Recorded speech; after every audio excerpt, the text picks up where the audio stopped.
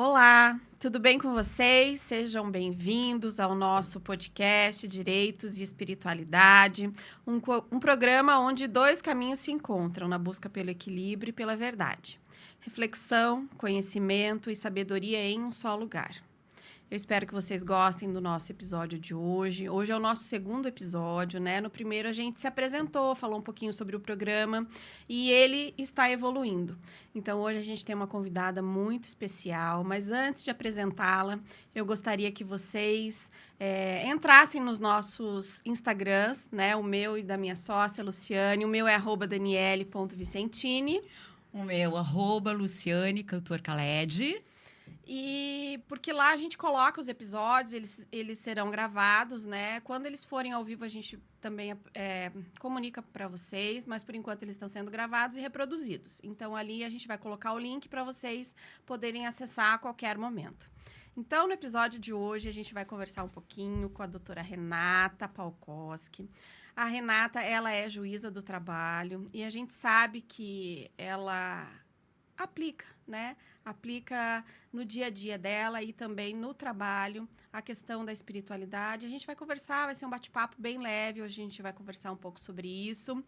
E a Renata, além de ser uma excelente profissional, ela se tornou uma amiga, né? Então, por isso ela está aqui hoje. Além da capacidade técnica, da competência, a gente quis trazê-la porque ela encaixa muito bem aqui no nosso podcast. Então, Rê, seja bem-vinda. Obrigada, meninas. Obrigada. Estou muito feliz com esse convite. Foi realmente uma honra, uma alegria para o meu coração poder participar do primeiro episódio que fala do direito, né? Dos direitos, né? O direito como um todo e a sua conexão com a espiritualidade. Eu estou realmente muito honrada, muito obrigada. E eu gostaria de parabenizá-las, porque eu acho que essa iniciativa de vocês é de vanguarda, né, para a esfera jurídica, é de fato um passo bastante grande, assim. Então, eu queria parabenizá-las e desejar muita prosperidade, muito sucesso aí para o podcast de vocês. Muito obrigada, Rê. Obrigada, Rê. A Rê foi amor à primeira vista.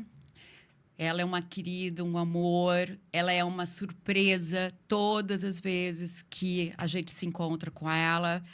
Ela veio somar a minha vida, a vida da Dani, em todos os sentidos.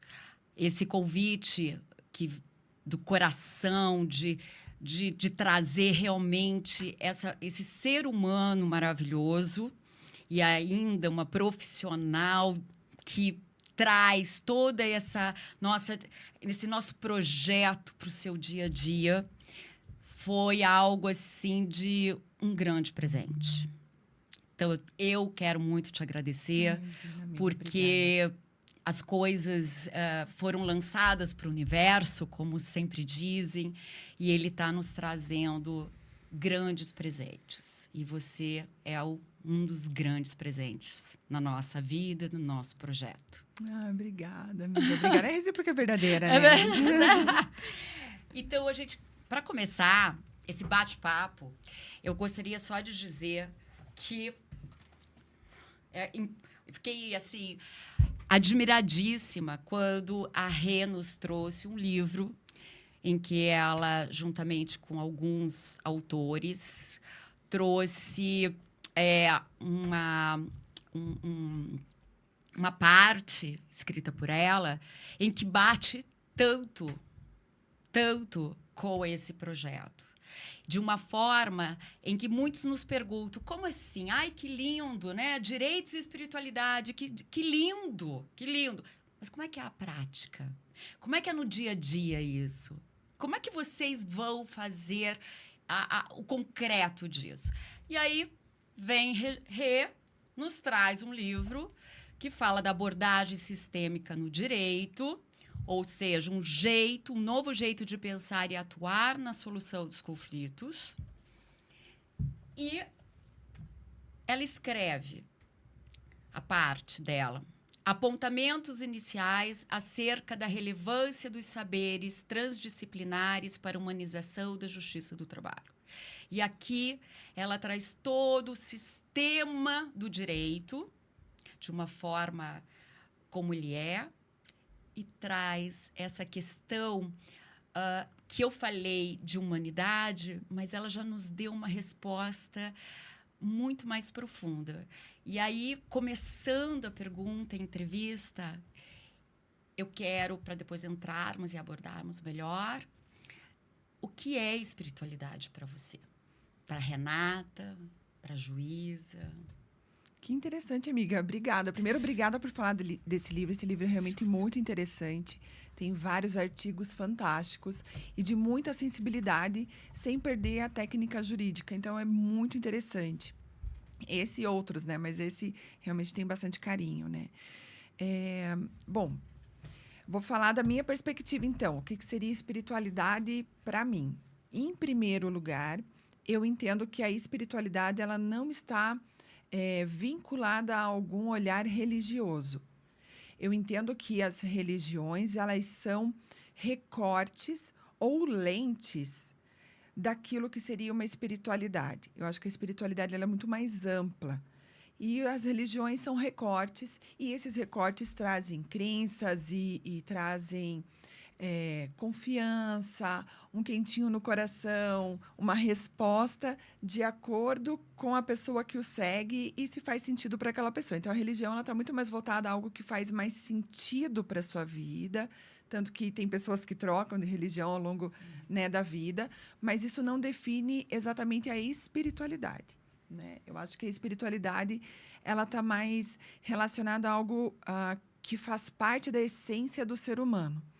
Então, eu acho assim, até o olhar, talvez, da física quântica, que chama o que a gente, em alguns contextos, chama de espiritualidade, ela vai chamar de consciência, né? Essa ampla consciência, que a gente fala do desenvolvimento do ser humano para a gente ir aprimorando nossas virtudes e lapidando aí os nossos vícios e nossos defeitos em busca da melhora, que, na verdade, se reverbera para todo o planeta, para todas as pessoas, né? Porque quando eu melhoro, eu acabo tendo uma postura diferente e essa postura, como exemplo, pode também contaminar positivamente outras pessoas e assim como nós também somos contaminados pelas posturas dos outros, né?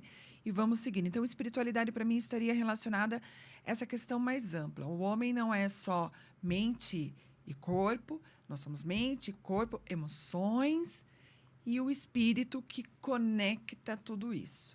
Né? Eu acho que a gente temos aí o estudo da psicologia, falando da consciência e do inconsciente, e toda essa complexidade torna o ser humano um ser único, individualizado e, ao mesmo tempo, conectado, porque tem algo ali que é uma essência que está em todos e que está em toda a natureza. Então, eu acho que a espiritualidade tem esse olhar bem amplo, né? Para não parecer, por exemplo, para uma pessoa que não tem nenhum tipo de crença, não segue nenhuma religião, e escutar o termo espiritualidade e se afastar por uma questão assim de um conceito pré-fixado já, né, na própria sociedade, de que estaria ligado a alguma questão de religião.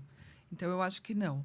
Então, talvez para quem não se sinta confortável com o termo espiritualidade, então a gente pode falar de consciência. Mas, no meu entendimento, é a mesma coisa e é aquilo que conecta tudo, está interligado em tudo, é o todo, né? Seria isso. Não, é exatamente isso que eu penso. Até na entrevista passada, no podcast passado, eu falei em relação com Kundalini Yoga que eu sou professora, por incrível que pareça, de yoga. Com essa agitação toda. E quando você fala que nós não dividimos nós em corpo, porque agora é a moda, né? Sim. Porque a cabeça é o corpo, é a mente, é a emoção. Então, parece que está tudo dividido. E eu falo isso muito para os meus alunos. Quando a gente vai fazer a yoga, nós somos unos.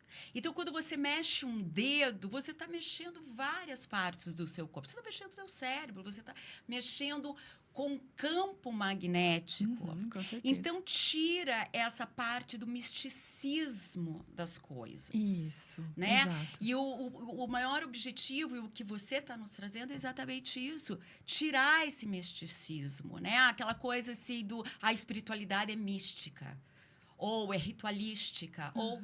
Não! é exatamente isso. Nós somos espíritos, né? Nós somos além disso que a gente consegue pegar. E colocar isso, esses ensinamentos, essa busca desse espírito para evoluir, né? Da maneira como a gente cuida do corpo, ou deveríamos, né? Cuidar desse espírito. Então, é essa evolução. E no dia a dia, não é só espiritualmente pensando ou orando, mas na prática. Como é que a gente faz isso? No direito, principalmente, né? Que você coloca super bem, você começa a sua escrita, né? De uma forma muito interessante, falando o que é o direito, o que nós percebemos dele, né? Academicamente, que ele é muito mecanicista, né? Cartesiano, nenhuma espiritualidade. A técnica, mas você falando da importância da técnica. Então, fala um pouquinho do teu dia a dia, que eu acho, assim, o máximo, porque a gente te acompanha e que você consegue trazer isso, essa espiritualidade, para um espaço que não consegue olhar claramente isso. Sabe o que é legal, Lu? Você vai falando e a gente vai fazendo um desenho na cabeça, né? E aí você foi falando dessa questão do direito mecanicista.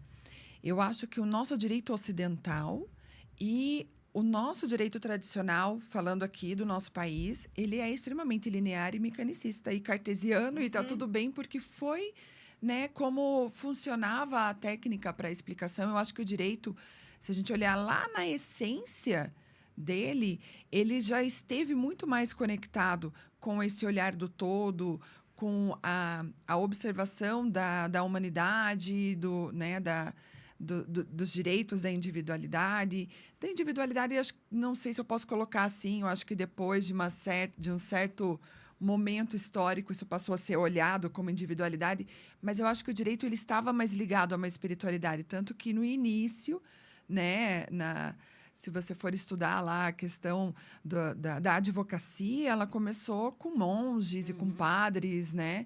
Então, assim, ela já esteve mais ligada. Eu imagino que talvez em algum momento foi necessário uma ruptura para essa ciência ser uma ciência, né? E aí, a partir disso, nesse momento ali do Renascimento que o cartesiano, né, se tornou tão evidente e que os filósofos tratavam dessa abordagem, né? Os cientistas tratavam dessa abordagem. A gente foi criando uma necessidade de desconectar o racional do emocional, né? E aí a ciência ela se pauta pelo olhar racional para validar aquilo que ela está tentando demonstrar com suas experiências, suas constatações, com suas pesquisas. E isso foi se tornando cada vez mais distante, mas só na teoria, porque na prática a gente continuou sendo emocionais e racionais. E daí a dificuldade de equilibrar isso no dia a dia. E o direito, eu acho que também perpassou por isso, tanto que nós temos na minha formação acadêmica, vou falar de mim, provavelmente de vocês também, né? Porque a gente está ali, né? A nossa formação foi para o litígio, foi para aprender a técnica jurídica em prol de vencer o adversário. Então, nós fomos, né, formados para isso. A cultura do ganha-perde, mas que eu não perca, que eu ganhe. Para isso, quanto mais eu estudo a técnica, quanto mais aprofundado eu fico na questão do conhecimento, mais chances eu teria de conseguir, de uma forma argumentativa, vencer o adversário. Porém, às vezes, esse ganho não traz um resultado positivo para aquele que é o detentor do conflito, que são as partes.